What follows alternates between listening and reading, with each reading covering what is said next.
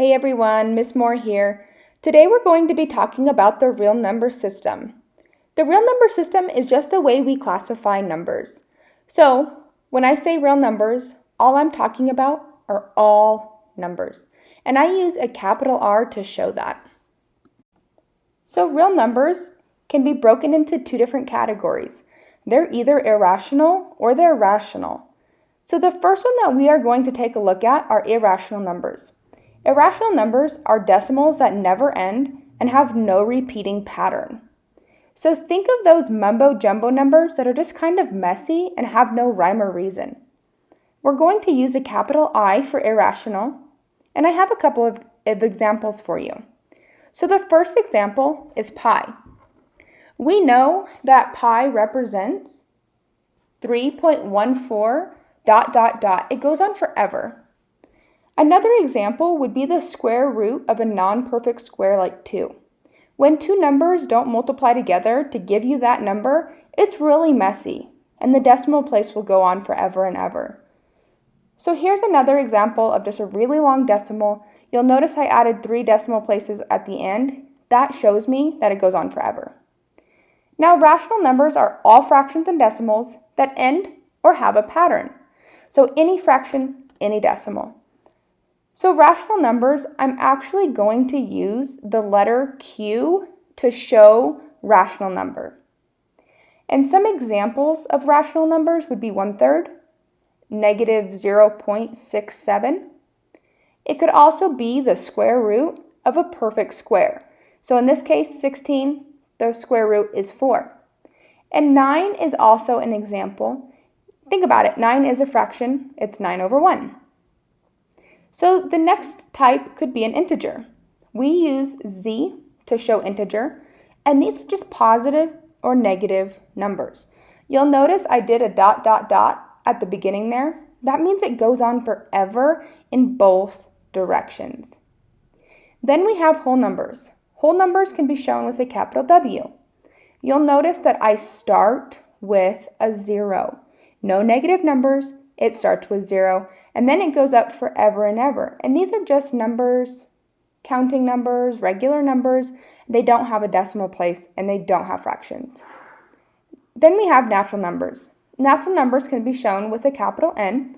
And notice I start with a 1. A 0 is not included. That's the main difference between whole numbers and natural. Think of donut hole, whole, 0.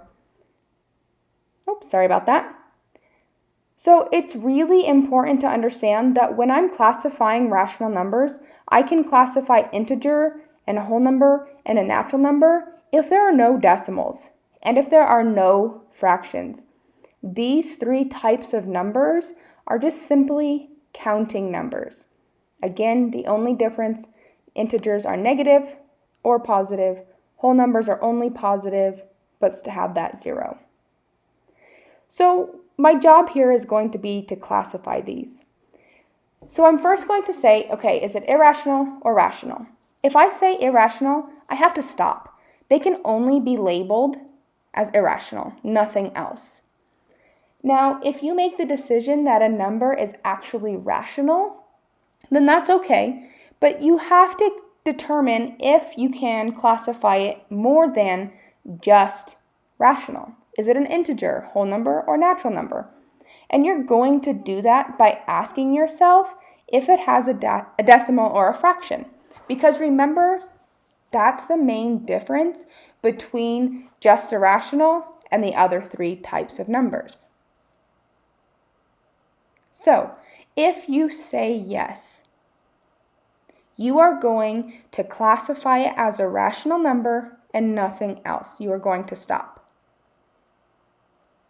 However, if you say no, then you need to go ahead and check to see if your number fits the integer requirements, the whole number requirements, or the natural number requirements.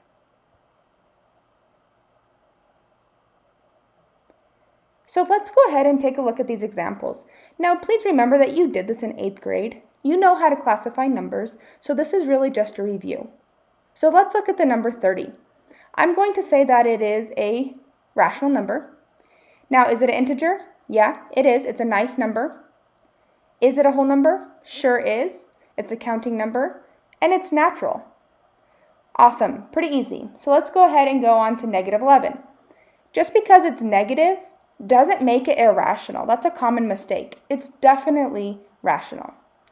Now, is it an integer? Definitely. It has that negative sign. It's a negative. It's an integer. Is it a whole number? No, it's not. We stop there. Then I'm going to look at 5 and 4/7. An alarm should go off in your head. It says 4/7. Rational numbers are fractions. Okay, can I go forward? No, that's all I can do. I cannot classify that any other way.